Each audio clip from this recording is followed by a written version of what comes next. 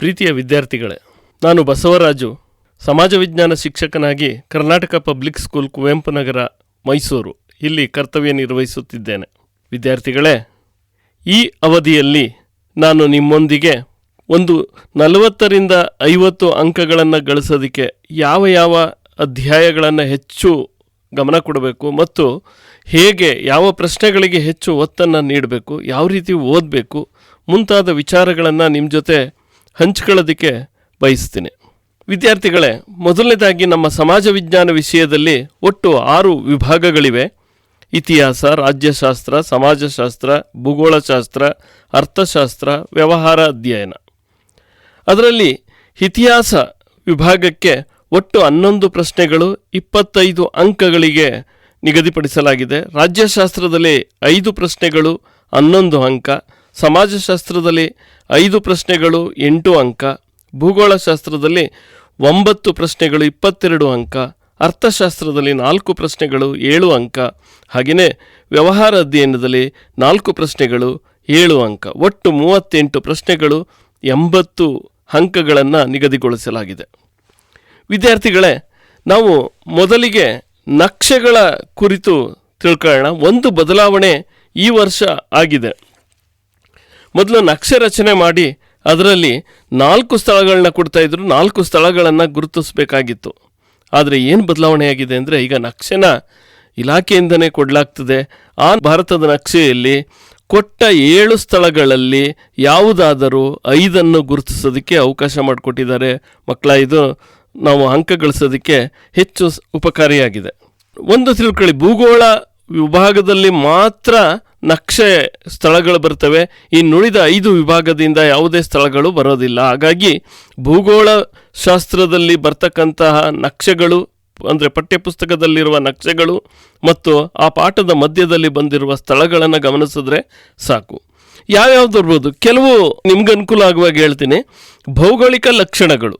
ಭೌಗೋಳಿಕ ಲಕ್ಷಣಗಳು ಅಂದಾಗ ನಿಮಗೆ ಪ್ರಸ್ಥಭೂಮಿ, ನದಿ ಬಯಲು ಪ್ರದೇಶ, ಕರಾವಳಿ ಪ್ರದೇಶ, ಈ ಉತ್ತರದ ಪರ್ವತಗಳು ಏನು ಬರುತ್ತೆ ಇದರಲ್ಲಿ ವಿವಿಧ ಪರ್ವತಗಳು ಅಥವಾ ಅರ್ಮಕೊಂಡ, ಹಾಗೆಯೇ ಆನೈಮುಡಿ, ನೀಲಗಿರಿ, ಈ ಥರ ಭೌಗೋಳಿಕ ಲಕ್ಷಣಕ್ಕೆ ಸಂಬಂಧಪಟ್ಟ ಸ್ಥಳಗಳನ್ನು ಕೊಡ್ತಾರೆ. ಹಾಗೆಯೇ ತೀರ ಪ್ರದೇಶಗಳು, ಅದು ಸಹ ಭೌಗೋಳಿಕ ಲಕ್ಷಣಗಳಿಗೆ ಬರುತ್ತೆ. ಉತ್ಕಲ ತೀರ, ಹಾಗೆ ಕೋರಮಂಡಲ ತೀರ, ಮಲಬಾರ್, ಕರ್ನಾಟಕ ತೀರ, ಹಾಗೆಯೇ ಕೊಂಕಣ ತೀರ, ಇವು 5.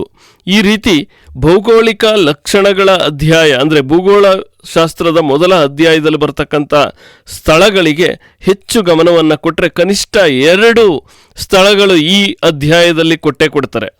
ಎರಡನೇದಾಗಿ ನದಿಗಳು. ಇದು ಅತಿ ಮುಖ್ಯವಾದ ಭಾಗ. ನಕ್ಷೆಗೆ ಪ್ರತಿ ವರ್ಷವೂ ಒಂದು ನದಿ ಅಥವಾ ನದಿ ಕಣಿವೆ ಯೋಜನೆ 2ರಲ್ಲಿ 1 ಕೊಡ್ತಾ ಬಂದಿದ್ದಾರೆ. ಭಾರತದ ಜಲಸಂಪನ್ಮೂಲ ಅಧ್ಯಾಯದಲ್ಲಿ ಕೊಟ್ಟಿರ್ತಕ್ಕಂಥ ನಕ್ಷೆಯಲ್ಲಿರೋ ಎಲ್ಲ ನದಿಗಳನ್ನು ಗುರುತಿಸುವ ಅಭ್ಯಾಸವನ್ನು ನಾವು ಮಾಡಬೇಕು. ಹಾಗೆಯೇ ನದಿ ಯೋಜನೆಗಳನ್ನು ಸಹ ಗುರುತಿಸಬೇಕು. ಒಂದು ಎಚ್ಚರಿಕೆ ಏನಪ್ಪ ಅಂದರೆ, ಕೆಲವು ನದಿ ಯೋಜನೆಗಳಿಗೆ ನೇಮನ್ನು ಕೊಡಲಾಗಿದೆ. ಉದಾಹರಣೆಗೆ ಭಾಕ್ರಾನಂಗಲ್ ಯೋಜನೆಗೆ ಗೋವಿಂದ ಸಾಗರ ಅಂತ ಹೆಸರು ಕೊಟ್ಟಿದ್ದಾರೆ. ಅಂದರೆ ಭಾಕ್ರಾನಂಗಲ್ ಯೋಜನೆ ಅಂತನಾದರೂ ಕೊಡ್ಬೋದು ಅಥವಾ ಗೋವಿಂದ ಸಾಗರ ಅಂತಲಾದ್ರೂ ಕೊಡ್ಬೋದು. ತುಂಗಾಭದ್ರಾ ಯೋಜನೆ ಅಂತಲೇ ಕೊಡ್ಬೋದು ಅಥವಾ ಪಂಪಸಾಗರ ಅಂತಲೂ ಕೊಡ್ಬೋದು.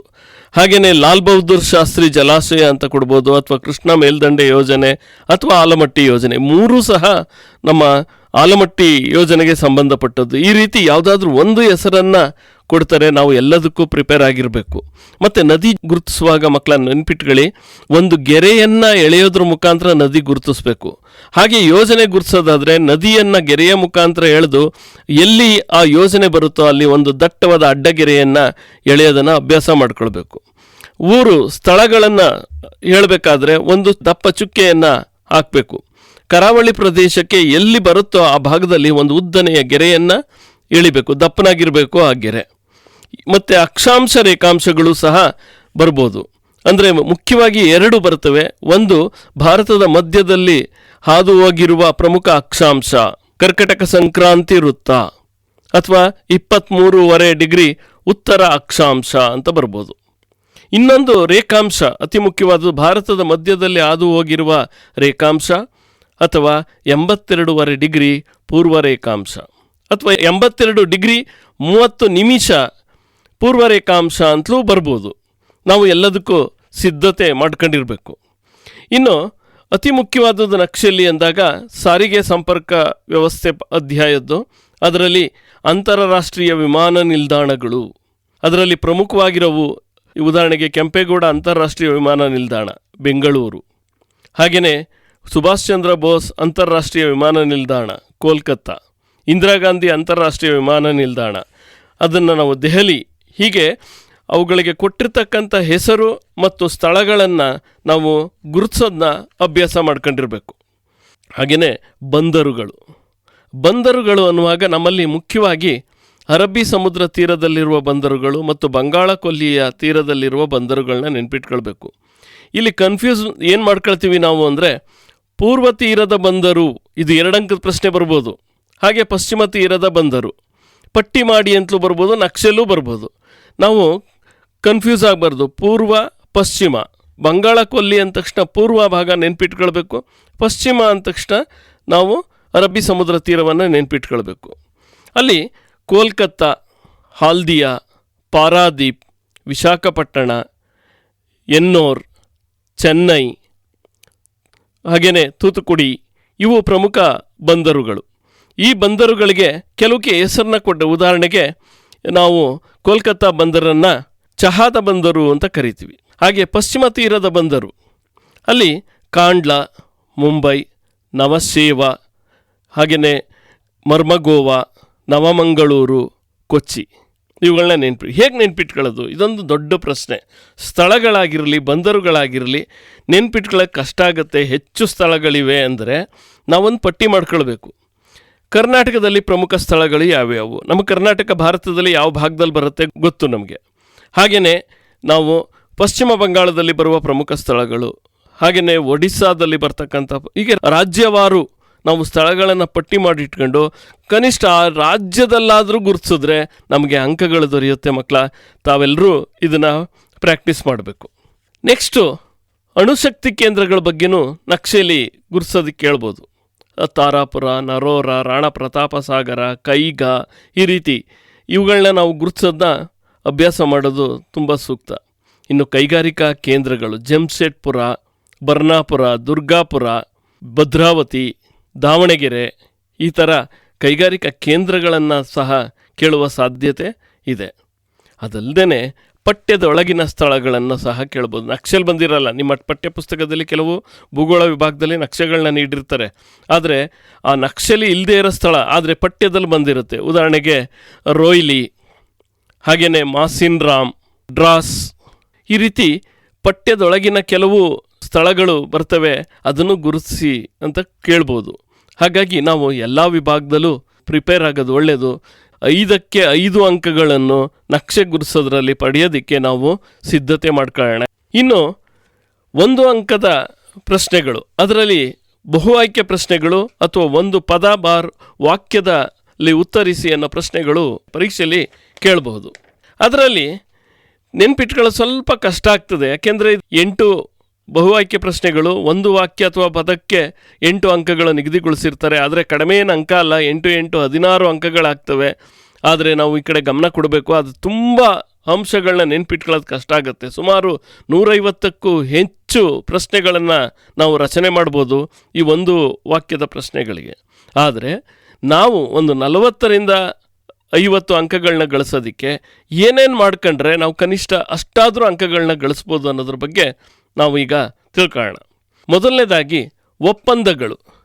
ಯಾವ ಯಾವ ಯುದ್ಧದಲ್ಲಿ ಯಾವ ಒಪ್ಪಂದದೊಂದಿಗೆ ಆ ಯುದ್ಧಗಳು ಕೊನೆಗೊಂಡವು ಅನ್ನೋದನ್ನು ಒಂದು ಪಟ್ಟಿ ಮಾಡ್ಕೊಳ್ಳಿ. ಉದಾಹರಣೆಗೆ ಆಂಗ್ಲೋ ಮರಾಠ ಯುದ್ಧಗಳು, ಆಂಗ್ಲೋ ಮೈಸೂರು ಯುದ್ಧಗಳು, ಪ್ರಥಮ ಮಹಾಯುದ್ಧ, ಈ ಥರ ನಮ್ಮ ಇತಿಹಾಸ ವಿಭಾಗದಲ್ಲಿ ಬಂದಂತಹ ಯುದ್ಧಗಳು ಯಾವ ಒಪ್ಪಂದದೊಂದಿಗೆ ಕೊನೆಗೊಂಡವು ಅನ್ನೋದೊಂದು ಪಟ್ಟಿ ಮಾಡ್ಕೊಂಡ್ರೆ ಈಸಿ ಆಗುತ್ತೆ. ಸ್ಥಾಪಕರ ಬಗ್ಗೆ, ಉದಾಹರಣೆಗೆ ಇತಿಹಾಸದಲ್ಲಿ 5ನೇ ಅಧ್ಯಾಯ, ಅದರಲ್ಲಿ ಸತ್ಯಶೋಧಕ ಸಮಾಜವನ್ನು ಯಾರು ಸ್ಥಾಪಿಸಿದ್ರು, ಬ್ರಹ್ಮ ಸಮಾಜ, ಪ್ರಾರ್ಥನಾ ಸಮಾಜ, ಆರ್ಯ ಸಮಾಜ, ಈ ರೀತಿ ಈ ಸಮಾಜಗಳನ್ನು ಅಂದರೆ ಈ ಒಂದು ಸಂಸ್ಥೆಗಳನ್ನು ಸ್ಥಾಪಿಸಿದಂತಹ ವ್ಯಕ್ತಿ ಯಾರು ಅನ್ನೋದನ್ನು ನಾವು ಪಟ್ಟಿ ಮಾಡಿಟ್ಕೊಳ್ಬೇಕು. ಹೊಸ ಪದ್ಧತಿಗಳನ್ನ ಜಾರಿಗೆ ತಂದವರು, ದತ್ತು ಮಕ್ಕಳಿಗೆ ಹಕ್ಕಿಲ್ಲ, ಸಹಾಯಕ ಸೈನ್ಯ ಪದ್ಧತಿ, ನೀಲಿ ನೀರಿನ ನೀತಿ, ದ್ವಿ ಸರ್ಕಾರ. ದತ್ತು ಮಕ್ಕಳಿಗೆ ಹಕ್ಕಿಲ್ಲ, ಲಾರ್ಡ್ ಡಾಲೌಸಿ. ಸಹಾಯಕ ಸೈನ್ಯ ಪದ್ಧತಿ, ಲಾರ್ಡ್ ವೆಲ್ಲೆಸ್ಲಿ. ಈ ರೀತಿ ಒಂದು ಪಟ್ಟಿಯನ್ನು ತಯಾರಿಸ್ಕೊಂಡು ಅಭ್ಯಾಸ ಮಾಡೋಣ. ಇನ್ನು ಕೇಂದ್ರ ಕಚೇರಿಗಳು. ಮಕ್ಕಳ, ನಾವು ರಾಜ್ಯಶಾಸ್ತ್ರದಲ್ಲಿ 5ನೇ ಅಧ್ಯಾಯದಲ್ಲಿ UNO ಮುಖ್ಯ ಕಚೇರಿ ಎಲ್ಲಿದೆ, ಹಾಗೆಯೇ ಅಂತಾರಾಷ್ಟ್ರೀಯ ನ್ಯಾಯಾಲಯ ಎಲ್ಲಿದೆ, ಈ ರೀತಿ ಅಲ್ಲಿ ಬರ್ತಕ್ಕಂಥ ಪ್ರಮುಖ ಅಂಗ ಸಂಸ್ಥೆಗಳು ಮತ್ತು ಇತರೆ ಸಂಸ್ಥೆಗಳ ಕೇಂದ್ರ ಕಚೇರಿ ಬಗ್ಗೆ ಒಂದು ಪ್ರಶ್ನೆ ಒಂದು ವಾಕ್ಯದಲ್ಲಾರು ಬರ್ಬೋದು, ಬಹು ಆಯ್ಕೆ ಕ್ವಶನಲ್ಲಾರು ಬರ್ಬೋದು. ನಾವು ಪಟ್ಟಿ ತಯಾರಿಸಿಟ್ಕೊಂಡು ಪ್ರಾಕ್ಟೀಸ್ ಮಾಡಬೇಕು. ಅದರಲ್ಲೂ ಮುಖ್ಯವಾಗಿ ಇತಿಹಾಸ, ಅರ್ಥಶಾಸ್ತ್ರ ಈ ವಿಭಾಗದಲ್ಲಿ ಕೆಲವು ಪುಸ್ತಕಗಳು ಮತ್ತು ವಾರ್ತಾಪತ್ರಿಕೆಗಳನ್ನ ಸ್ಥಾಪಿಸಿದವರು ಮತ್ತು ರಚಿಸಿದವರು ಕುರಿತಾಗಿ ಪ್ರಶ್ನೆ ಬರ್ಬೋದು.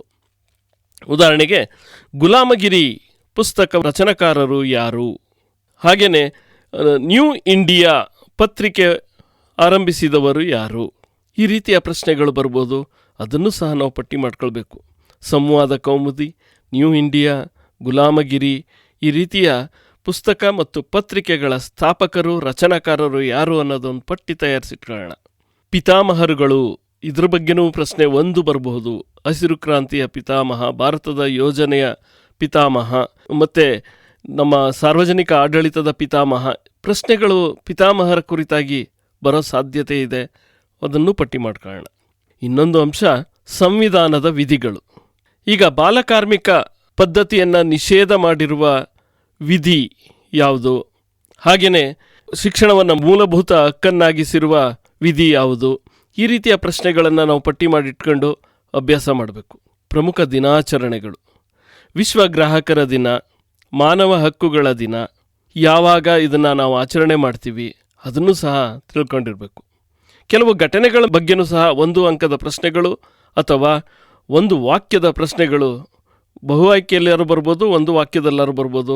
ಜಲಿಯನ್ ವಾಲ್ ಬಾಗ್, ಚೌರಿ ಚೌರ. ಉದಾಹರಣೆಗೆ ಚೌರಿ ಚೌರಾದಲ್ಲಿ ಮಹಾತ್ಮ ಗಾಂಧಿಯವರು ಅಸಹಕಾರ ಚಳುವಳಿಯನ್ನು ಹಿಂಪಡೆಯಲು ಕಾರಣವಾದ ಘಟನೆ ಯಾವುದು ಅಂತಲೂ ಕೇಳ್ಬೋದು. ಇಸವಿಗಳ ಬಗ್ಗೆ, ಬಾಲಕಾರ್ಮಿಕ ನಿಷೇಧ ಪದ್ಧತಿ ಜಾರಿಗೆ ಬಂದದ್ದು ಯಾವಾಗ, ಹಾಗೆಯೇ ವರದಕ್ಷಿಣೆ ನಿಷೇಧ ಯಾವಾಗ ಮಾಡಲಾಯಿತು, ಈ ರೀತಿ ಕೆಲವು ಮುಖ್ಯ ಘಟನೆಗೆ ಸಂಬಂಧಪಟ್ಟಂತಹ ವಿಷಯಕ್ಕೆ ಸಂಬಂಧಪಟ್ಟಂತಹ ಇಸವಿಗಳನ್ನು ಪಟ್ಟಿ ಮಾಡಿಟ್ಕೊಳ್ಳೋಣ. ಭೂಗೋಳದಲ್ಲಿ 1 ಅಂಕದ ಪ್ರಶ್ನೆ ಬೇಸಿಗೆಯಲ್ಲಿ ಉಂಟಾಗುವ ಮಳೆಗಳ ಮೇಲೆ ಬರ್ಬೋದು. ಕೇರಳದಲ್ಲಿ ಬೇಸಿಗೆಯಲ್ಲಿ ಉಂಟಾಗುವ ಮಳೆಯನ್ನು ಮಾವಿನ ಹೊಯ್ಲು, ಉತ್ತರ ಪ್ರದೇಶದಲ್ಲಿ ಆಂದೀಸ್, ಪಶ್ಚಿಮ ಬಂಗಾಳದಲ್ಲಿ ಕಾಲಬೈಸಾಖಿ, ಕರ್ನಾಟಕದಲ್ಲಿ ಕಾಫಿ ತುಂತುರು. ಇವು 4ರಲ್ಲಿ ಒಂದು ಅಂಶದ ಮೇಲೆ ಪ್ರಶ್ನೆಯನ್ನು ಕೇಳ್ಬೋದು.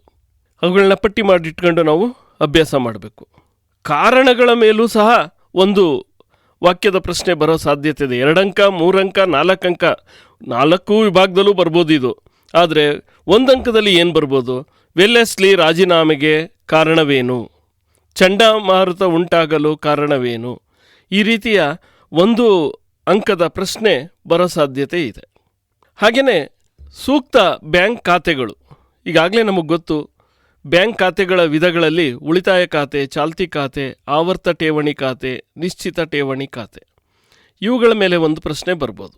ವಿದ್ಯಾರ್ಥಿಗೆ ಸೂಕ್ತವಾದ ಖಾತೆ ಅಂದ್ಬಿಟ್ಟು 4 ಖಾತೆಗಳು ಕೊಟ್ಟು ಅದರಲ್ಲಿ ಒಂದನ್ನು ಆಯ್ಕೆ ಮಾಡೋಕ್ಕೆ ಕೊಡ್ಬೋದು. ಅಥವಾ ಒಬ್ಬ ಉದ್ಯಮಿಗೆ ಅನುಕೂಲಕಾರಿಯಾಗಿರುವ ಖಾತೆ, ಅಥವಾ ಒಬ್ಬ ರೈತನು ಪ್ರತಿ ತಿಂಗಳು ಹಣವನ್ನು ಉಳಿಸಿ ತನ್ನ ಮಗಳ ಮದುವೆಗೆ ಬಳಸಲು ಬಯಸಿದ್ದಾನೆ, ಅವನಿಗೆ ಸೂಕ್ತವಾದ ಖಾತೆ ಯಾವುದು, ಈ ರೀತಿಯ ಪ್ರಶ್ನೆಗಳು ಸಹ ಬರುತ್ತೆ. ಮತ್ತು ಗ್ರಾಹಕ ಸಂರಕ್ಷಣೆಯಲ್ಲಿ ಒಂದು ಪ್ರಶ್ನೆ ನಿರೀಕ್ಷಿತ. ಯಾವುದು ಅಂತಂದರೆ, ಒಬ್ಬ ವ್ಯಕ್ತಿ ಒಂದು ವಸ್ತುವನ್ನು ಕೊಂಡವನೇ, ಅವನಿಗೆ ಮೋಸ ಆಗಿರುತ್ತೆ, ಇಷ್ಟು ಅಮೌಂಟ್ದು, ಅವನಿಗೆ ಅನ್ಯಾಯವೊಂದಕ್ಕೆ ಪರಿಹಾರ ಪಡಿಬೇಕಾದ್ರೆ ಎಲ್ಲಿಗೆ ದೂರು ಸಲ್ಲಿಸಬೇಕು? ಅದರಲ್ಲಿ ಜಿಲ್ಲಾ ಆಯೋಗ, ರಾಜ್ಯ ಆಯೋಗ, ರಾಷ್ಟ್ರೀಯ ಆಯೋಗ. ನಮಗೆಲ್ಲ ಗೊತ್ತು, ಜಿಲ್ಲಾ ಆಯೋಗ ಅಂದರೆ 1 ಕೋಟಿ ಮೌಲ್ಯಕ್ಕಿಂತ ಕಡಿಮೆ ಸಂಬಂಧಪಟ್ಟ ದೂರು. ರಾಜ್ಯ ಆಯೋಗ 1 ಕೋಟಿಯಿಂದ 10 ಕೋಟಿ, 10 ಕೋಟಿಗಿಂತ ಹೆಚ್ಚಿದ್ರೆ ರಾಷ್ಟ್ರೀಯ ಆಯೋಗಕ್ಕೆ ದೂರು ಸಲ್ಲಿಸಬೇಕು. ಇದರ ಮೇಲೆ ಒಂದು ಪ್ರಶ್ನೆ ಬರುತ್ತೆ.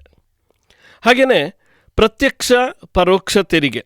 ಪ್ರತ್ಯಕ್ಷ ಪರೋಕ್ಷ ತೆರಿಗೆಯಲ್ಲಿ ಒಂದು ಪಟ್ಟಿ ಮಾಡ್ಕೊಳ್ಬೇಕು. ಪ್ರತ್ಯಕ್ಷ ತೆರಿಗೆಗಳು ಯಾವ್ಯಾವುದು, ಪರೋಕ್ಷ ತೆರಿಗೆಗಳು ಯಾವ್ಯಾವುದು. ಬಹು ಆಯ್ಕೆ ಪ್ರಶ್ನೆಯಲ್ಲಿ ಹೇಗೆ ಕೊಡ್ತಾರೆ?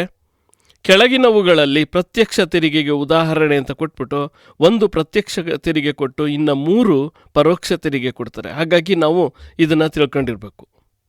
ಹೇಳಿಕೆಗಳ ಮೇಲೂ ಕೆಲವು ಪ್ರಶ್ನೆಗಳು ಬರ್ಬೋದು. ಮಾನವ ಕುಲಂ ತಾನೊಂದೇ ವಲಂ ಎಂದವರು, ಅಸ್ಪೃಶ್ಯತೆ ಸಮಾಜಕ್ಕೆ ಹತ್ತಿದ ಕಳಂಕ ಎಂದವರು, ಹಿಂದೂಸ್ತಾನದಲ್ಲಿರುವ ಪ್ರತಿಯೊಬ್ಬ ಮೂಲ ನಿವಾಸಿಯೂ ಭ್ರಷ್ಟ ಎಂದವರು. ಈ ರೀತಿಯ ಹೇಳಿಕೆಗಳನ್ನು ಕುರಿತಾದ ಪ್ರಶ್ನೆಗಳು ಬರಬಹುದು. ಮಾನವ ಕುಲಂ ತಾನೊಂದೇ ವಲಂ ಎಂದವರು ಪಂಪ, ಅಸ್ಪೃಶ್ಯತೆ ಸಮಾಜಕ್ಕೆ ಹತ್ತಿದ ಕಳಂಕ ಎಂದವರು ಮಹಾತ್ಮ ಗಾಂಧೀಜಿ, ಹಿಂದೂಸ್ತಾನದಲ್ಲಿರುವ ಪ್ರತಿಯೊಬ್ಬ ಮೂಲ ನಿವಾಸಿಯೂ ಭ್ರಷ್ಟ ಎಂದವನು ಕಾರ್ನ್ವಾಲಿಸ್. ಮತ್ತು ಒಂದು ವಾಕ್ಯದ ಪ್ರಶ್ನೆಗಳಲ್ಲಿ ಅರ್ಥೈಸಿ, ಎಂದರೇನು, ಕಾರಣ ಕೊಡಿ, ಈ ಥರ ಪ್ರಶ್ನೆಗಳು ಬರ್ಬೋದು. ಬಾಲಕಾರ್ಮಿಕ ನೀತಿ ಎಂದರೇನು, ಹೆಣ್ಣು ಭ್ರೂಣ ಹತ್ಯೆ ಎಂದರೇನು, ನಿರುದ್ಯೋಗ ಕುರಿತು ಅರ್ಥೈಸಿ, ಈ ರೀತಿಯ ಪ್ರಶ್ನೆಗಳು ಬರ್ಬೋದು. ನಾವು ಅದಕ್ಕೆ ಸಿದ್ಧರಾಗಬೇಕು. ಪ್ರಮುಖ ಸ್ಥಳಗಳ ಬಗ್ಗೆನೂ ಪ್ರಶ್ನೆಗಳು ಬರ್ಬೋದು. ಪಶ್ಚಿಮ ಘಟ್ಟ, ಪೂರ್ವಘಟ್ಟ ಸಂಧಿಸುವ ಸ್ಥಳ, ಈ ರೀತಿಯ ಪ್ರಶ್ನೆಗಳಿಗೆ ನಾವು ಬರೆದಿಟ್ಕೊಂಡು ತಯಾರಾಗೋದು ಸೂಕ್ತ. ಮತ್ತು ಇನ್ನೊಂದು ಒಂದು ಅಂಕದ ಪ್ರಶ್ನೆಯಲ್ಲಿ ಚಳುವಳಿ ನೇತೃತ್ವ ವಹಿಸಿದವರು ಯಾರು ಅಂತ. ಅಪಿಕೋ ಚಳುವಳಿ ಯಾರ ನೇತೃತ್ವದಲ್ಲಿ ನಡೆಯಿತು, ಚಿಪ್ಕೋ ಚಳುವಳಿ ಯಾರ ನೇತೃತ್ವದಲ್ಲಿ ನಡೆಯಿತು, ನರ್ಮದಾ ಬಚಾವೋ ಆಂದೋಲನ ಯಾರ ನೇತೃತ್ವದಲ್ಲಿ ನಡೆಯಿತು, ಕೈಗಾ ಚಳುವಳಿ ಯಾರ ನೇತೃತ್ವದಲ್ಲಿ ನಡೆಯಿತು, ಈ ರೀತಿಯ ಪ್ರಶ್ನೆಗಳು ಬರ್ಬೋದು. ಅದಕ್ಕೆ ನಾವು ಸಿದ್ಧರಾಗಿರಬೇಕು. ಸಂವಿಧಾನ ವಿಧಿಗಳು ಒಂದು ಸ್ಲಿಪ್ಪಲ್ಲಿ, ಪ್ರಮುಖ ದಿನಾಚರಣೆಗಳು, ನಾವು ಓಡಾಡ್ತಾ ಇರ್ತೀವಿ, ಏನಾದ್ರು ವರ್ಕ್ ಮಾಡ್ತಾ ಇರ್ತೀವಿ, ಯಾರ ಜೊತೆನೋ ಮಾತಾಡ್ತಾ ಇರ್ತೀವಿ, ಬಸ್ಸಲ್ಲಿ ಹೋಗ್ತಾ, ಅದು ತೆಗೆದು ನೋಡಿ ಅಭ್ಯಾಸ ಮಾಡಿದ್ರೆ ರಿಪೀಟ್ ಆದರೆ ಮಾತ್ರ ಇವು ನಮ್ಮಲ್ಲಿ ನೆನಪಲ್ಲಿ ಉಳಿತವೆ ಹೊರತು ಪೂರ್ಣವಾಗಿ ಒಂದು ಸಾರಿ ಓದಿ ನೆನ್ಪಿಟ್ಕೊಳ್ಳೋದಕ್ಕೆ ಇದು ಸಾಧ್ಯವಿಲ್ಲ. ಮಕ್ಕಳ, ಈಗ 2, 3, 4 ಅಂಕದ ಪ್ರಶ್ನೆಗಳ ಕುರಿತಾಗಿ ತಿಳ್ಕೊಳ್ಳೋಣ. ಯಾವ್ಯಾವ ರೀತಿಯ ಪ್ರಶ್ನೆಗಳು ಬರ್ಬೋದು. ಸಾಮಾನ್ಯವಾಗಿ ನೋಡಿ, ಪ್ರಾಮುಖ್ಯತೆಯನ್ನು ತಿಳಿಸಿ. ನೋಡಿ, ಪ್ರಾಮುಖ್ಯತೆಯನ್ನು ತಿಳಿಸಿ ಅನ್ನೋ ಪದ ನಿಮಗೆ ನೋಟ್ಸಲ್ಲಿ ಟೀಚರ್ ಬರೆಸಿರ್ತಾರೆ. ಅದನ್ನು ಸ್ವಲ್ಪ ಟ್ವಿಸ್ಟ್ ಮಾಡಿಕೊಟ್ರು. ಏನಂತ, ಅರಣ್ಯಗಳು ದೇಶದ ಅಭಿವೃದ್ಧಿಯಲ್ಲಿ ಪ್ರಮುಖ ಪಾತ್ರ ವಹಿಸುತ್ತವೆ, ಸಮರ್ಥಿಸಿ ಅಂತ ಕೇಳಿದ್ರು. ನಾವು ಓದಿಲ್ಲ ಅಂತ ಬಿಟ್ಬಿಡ್ತೀರ. ಒಂದು ತಿಳ್ಕೊಳ್ಳಿ, ದೇಶದ ಅಭಿವೃದ್ಧಿಯಲ್ಲಿ ಪ್ರಮುಖ ಪಾತ್ರ ಅಂದರೆ ನಮಗೆ ದೇಶಕ್ಕೆ ಏನೋ ಅನುಕೂಲ ಅದರಿಂದ ಅಂತ ಅಷ್ಟೇ. ಅದು ಅನುಕೂಲ ಆಗಿರ್ಬೋದು, ಪ್ರಾಮುಖ್ಯತೆ ಆಗಿರ್ಬೋದು, ಮಹತ್ವ ಆಗಿರ್ಬೋದು. ನೋಡಿ, 4ಕ್ಕೂ ಅನುಕೂಲ ಅನ್ನೋ ನೆನ್ಪಿಟ್ಕೊಂಡು ನಾವು ಬರಿಬೇಕು. ಇನ್ನೊಂದು ಸಾರಿ ಹೇಳ್ತಾ ಇದ್ದೀನಿ, ಪ್ರಾಮುಖ್ಯತೆ, ಅನುಕೂಲಗಳು, ಅಭಿವೃದ್ಧಿಯಲ್ಲಿ ಅವುಗಳ ಪಾತ್ರ, ಮಹತ್ವ, ಇಷ್ಟನ್ನು ನಾವು ಯಾವುದೇ ವಿಷಯಕ್ಕೆ ಕುರಿತು ಎಂಡಿಂಗಲ್ಲಿ ಈ ಥರ ಕೊಟ್ಟಾಗ ನಾವು ಅರ್ಥೈಸ್ಕೊಂಡು ಆನ್ಸರ್ ಮಾಡಬೇಕು. ಗಾಬರಿಯಾಗಿ ನಾವು ಓದಿಲ್ಲ ಅಂತ ಬಿಟ್ಬಿಡಬಾರ್ದು. ಹಾಗೆಯೇ ನಾವು ವ್ಯವಸಾಯದ ಪ್ರಾಮುಖ್ಯತೆಯನ್ನು ತಿಳಿಸಿ. ವ್ಯವಸಾಯವು ಭಾರತದ ಆರ್ಥಿಕ ಅಭಿವೃದ್ಧಿಯಲ್ಲಿ ಹೇಗೆ ಮುಖ್ಯ ಪಾತ್ರವನ್ನು ವಹಿಸುತ್ತದೆ, ಭಾರತದ ಅಭಿವೃದ್ಧಿಯಲ್ಲಿ ವ್ಯವಸಾಯದ ಮಹತ್ವವೇನು, ಏನಾರು ಕೇಳಿ ಎಲ್ಲದಕ್ಕೂ ಪ್ರಾಮುಖ್ಯತೆನೇ ಬರಿಬೇಕು. ಇನ್ನು ವ್ಯತ್ಯಾಸವನ್ನು ತಿಳಿಸಿ, ಭಿನ್ನತೆ ಏನು, ವ್ಯತ್ಯಸಿಸಿ, ಈ ಥರದ್ದು ಪ್ರಶ್ನೆಗಳು ಬರ್ಬೋದು.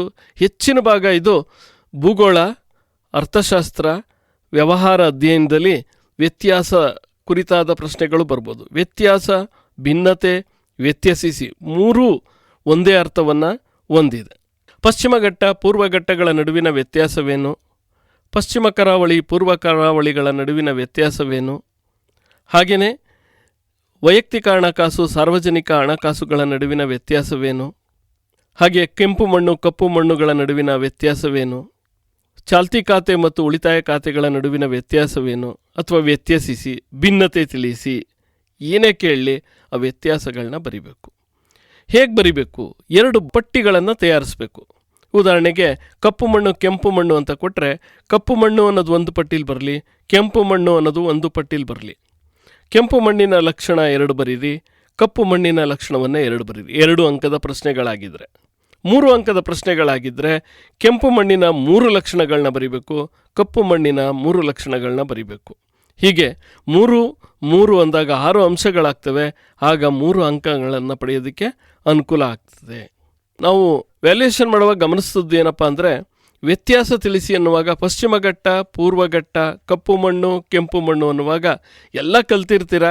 ಪೂರ್ವಘಟ್ಟದ ಅಂಶಗಳನ್ನು ಪಶ್ಚಿಮ ಘಟ್ಟಕ್ಕೆ ಬರೀತೀರ, ಪಶ್ಚಿಮ ಘಟ್ಟದ ಅಂಶಗಳನ್ನೆಲ್ಲ ಪೂರ್ವಘಟ್ಟಕ್ಕೆ ಬರೀತೀರ. ಹಾಗೆ ಕಪ್ಪು ಮಣ್ಣಿನ ಲಕ್ಷಣಗಳನ್ನ ಕೆಂಪು ಮಣ್ಣಿಗೆ ಬರೀತೀರ, ಕೆಂಪು ಮಣ್ಣಿನ ಲಕ್ಷಣಗಳನ್ನ ನಾವು ಕಪ್ಪು ಮಣ್ಣಿಗೆ ಬರಿತೀವಿ. ಅಂದರೆ ವ್ಯತ್ಯಾಸನ ತಪ್ಪು ಮಾಡ್ತೀವಿ.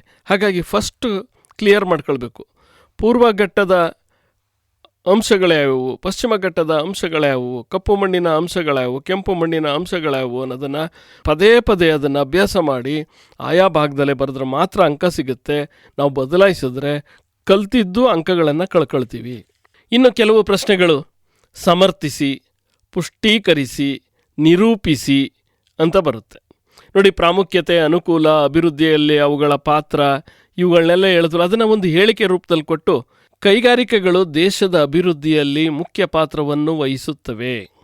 ಈ ಹೇಳಿಕೆಯನ್ನು ಪುಷ್ಟೀಕರಿಸಿ ಅಂದರೆ ಕೈಗಾರಿಕೆಗಳ ಪ್ರಾಮುಖ್ಯತೆನೇ ಬರಿಬೇಕು.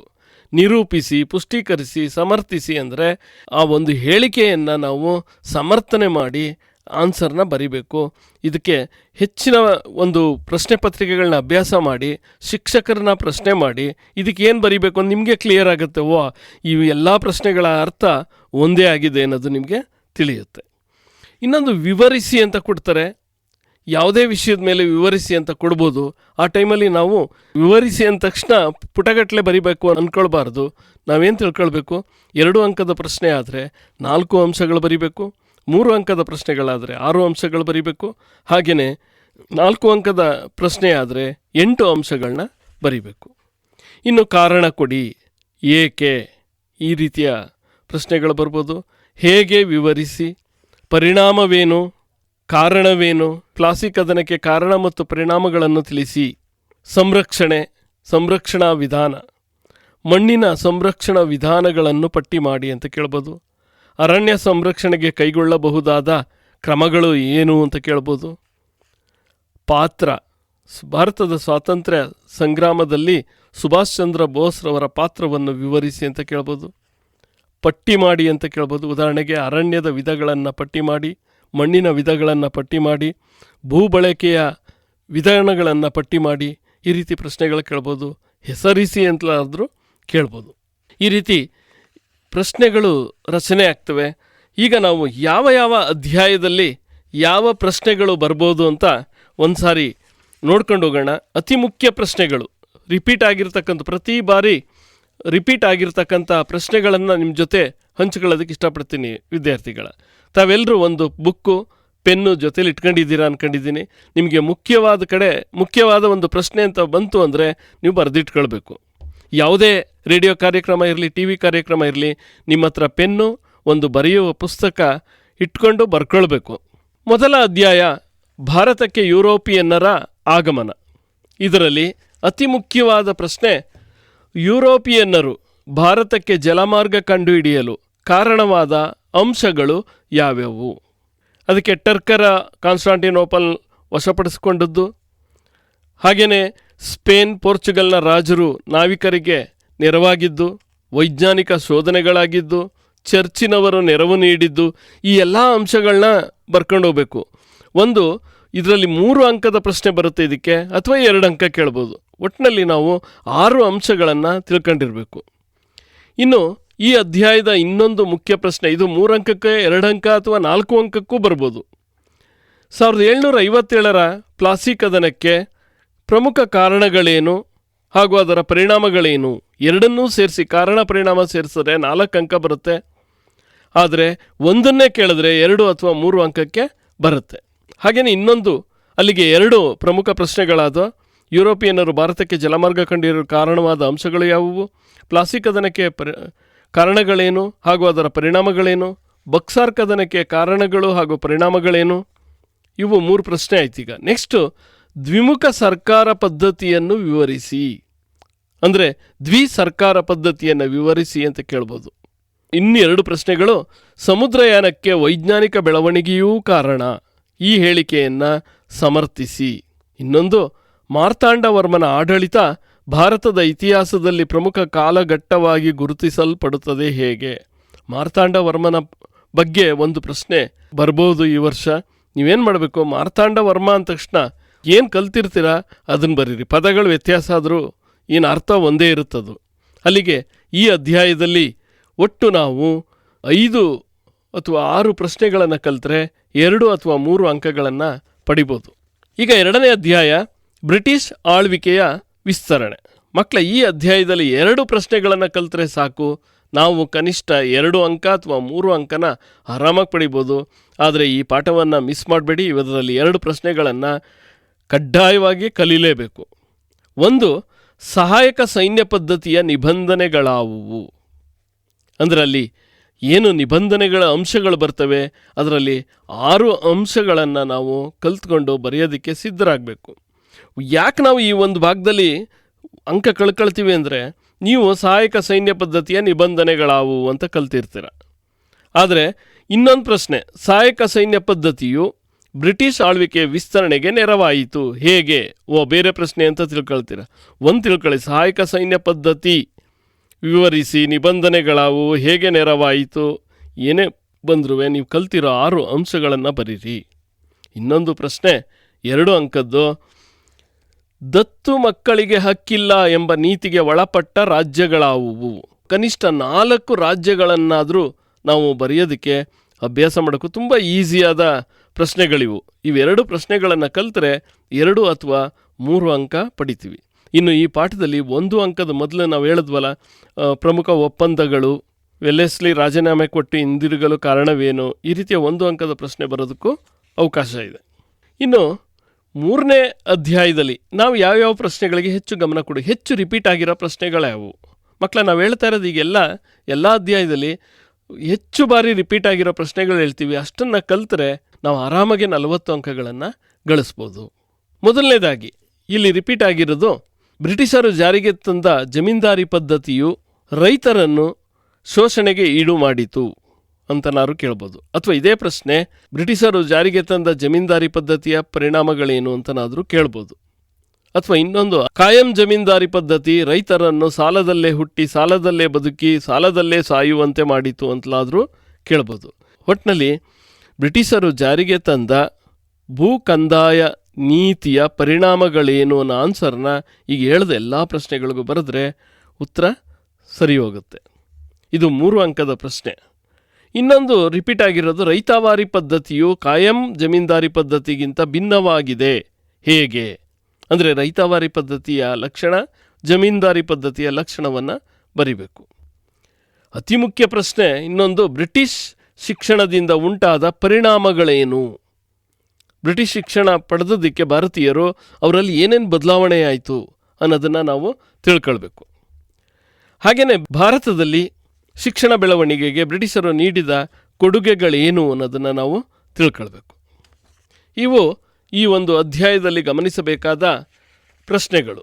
ನೆಕ್ಸ್ಟು ಕಾಯ್ದೆಗಳು ಬರ್ತವೆ ಇದೇ ಅಧ್ಯಾಯದಲ್ಲಿ. ಅದರಲ್ಲಿ ರೆಗ್ಯುಲೇಟಿಂಗ್ ಕಾಯ್ದೆಯ ನಿಬಂಧನೆಗಳು, 1935ರ ಭಾರತ ಸರ್ಕಾರದ ಕಾಯ್ದೆ, ಭಾರತದ ಸಂವಿಧಾನದ ಬುನಾದಿ ಹೇಗೆ, ಇವೆರಡು ಪ್ರಶ್ನೆಯನ್ನು ಸ್ವಲ್ಪ ನೆನ್ಪಿಟ್ಕೊಳ್ಳೋಕೆ ಪ್ರಯತ್ನ ಪಡಿ. ಮುಂದಿನ ಅಧ್ಯಾಯ ಕರ್ನಾಟಕದಲ್ಲಿ ಬ್ರಿಟಿಷ್ ಆಳ್ವಿಕೆಗೆ ಪ್ರತಿರೋಧಗಳು. ಇಲ್ಲಿ ತುಂಬ ಪ್ರಶ್ನೆಗಳಾಗ್ತವೆ. ಸುಮಾರು 18ರಿಂದ 22 ಪ್ರಶ್ನೆಗಳು ರಚನೆ ಆಗ್ತವೆ. ಎಲ್ಲವನ್ನೂ ನೆನ್ಪಿಟ್ಕೊಳ್ಳೋದಕ್ಕೆ ನಿಮಗೆ ಕಷ್ಟ ಆಗ್ತದೆ ಮಕ್ಕಳು. ಅದಕ್ಕೆ ಅತಿ ಮುಖ್ಯವಾಗಿ ಒಂದು 4 ಅಥವಾ 5 ಪ್ರಶ್ನೆಗಳನ್ನು ಮುಖ್ಯವಾದವು ನೆನ್ಪಿಟ್ಕೊಳ್ಳಿ. ಯಾವ್ಯಾವುದು ಅಂತಂದರೆ, ಚಿಕ್ಕದೇವರಾಜ ಒಡೆಯರ್ರವರ ಸಾಧನೆಗಳು ಯಾವುವು ವಿವರಿಸಿ. ಹಾಗೆಯೇ 3ನೇ ಆಂಗ್ಲೋ ಮೈಸೂರು ಯುದ್ಧದ ಪರಿಣಾಮಗಳೇನು, ಅದನ್ನೇ ಶ್ರೀರಂಗಪಟ್ಟಣ ಒಪ್ಪಂದದ ಷರತ್ತುಗಳು ಯಾವುವು ಅಂತಲೂ ಕೇಳ್ಬೋದು. 2 ಪ್ರಶ್ನೆ. ಇನ್ನೊಂದು ಅತಿ ಮುಖ್ಯವಾದದ್ದು, ನಾಲ್ವಡಿ ಕೃಷ್ಣರಾಜ ಒಡೆಯರ ಕೊಡುಗೆಗಳನ್ನು ವಿವರಿಸಿ.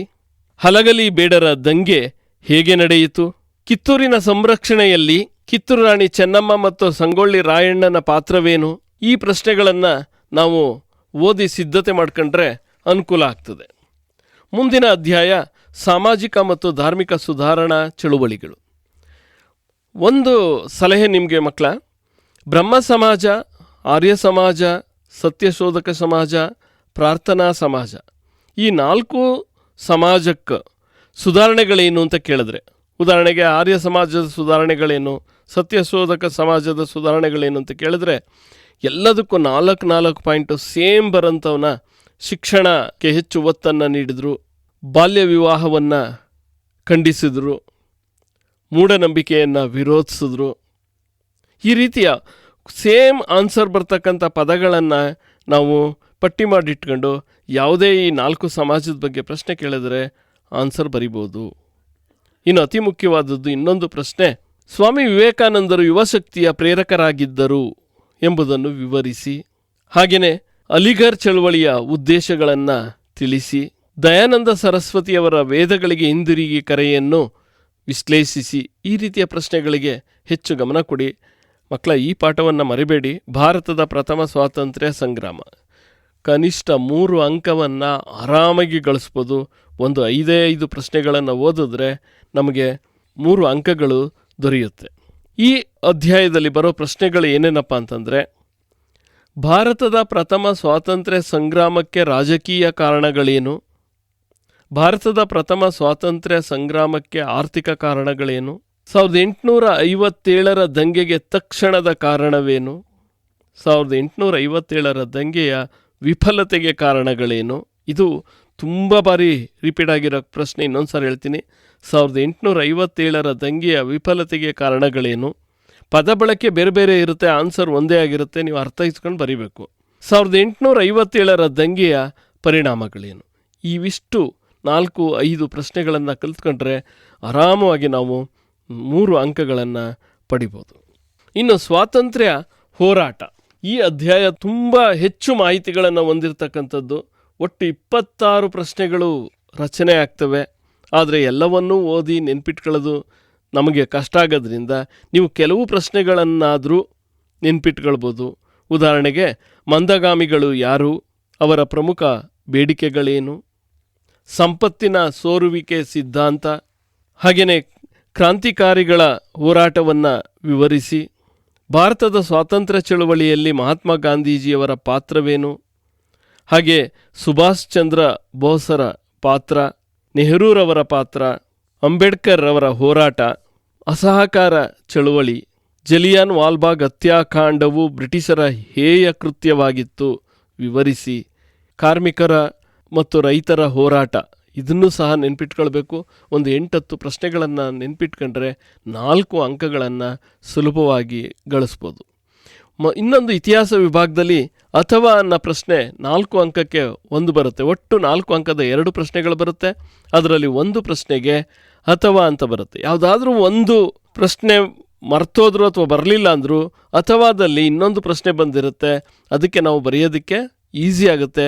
ಹಾಗಾಗಿ ಈಗ ಹೇಳಿರೋ ಪ್ರಶ್ನೆಗಳನ್ನೆಲ್ಲ ಕಲ್ತ್ಕೊಂಡ್ರೆ ನಾವು ಹೆಚ್ಚು ಅಂಕವನ್ನು ಗಳಿಸ್ಬೋದು. ಮುಂದಿನ ಅಧ್ಯಾಯ ಸ್ವಾತಂತ್ರ್ಯೋತ್ತರ ಭಾರತ. ಇದರಲ್ಲಿ 4 ಪ್ರಶ್ನೆಗಳನ್ನು ನೆನ್ಪಿಟ್ಕೊಳ್ಳೋಣ. ಮೊದಲನೇದಾಗಿ, ಜಮ್ಮು ಕಾಶ್ಮೀರ ಭಾರತಕ್ಕೆ ಹೇಗೆ ಸೇರ್ಪಡೆಗೊಂಡಿತು, ಜುನಾಗಢ ಸಂಸ್ಥಾನವು ಭಾರತದಲ್ಲಿ ಹೇಗೆ ವಿಲೀನವಾಯಿತು, ಹೈದರಾಬಾದ್ ಸಂಸ್ಥಾನವು ಭಾರತದೊಂದಿಗೆ ಹೇಗೆ ವಿಲೀನವಾಯಿತು, ಹಾಗೆಯೇ ಭಾಷಾವಾರು ಪ್ರಾಂತ್ಯ ರಚನೆ ಹೇಗಾಯಿತು.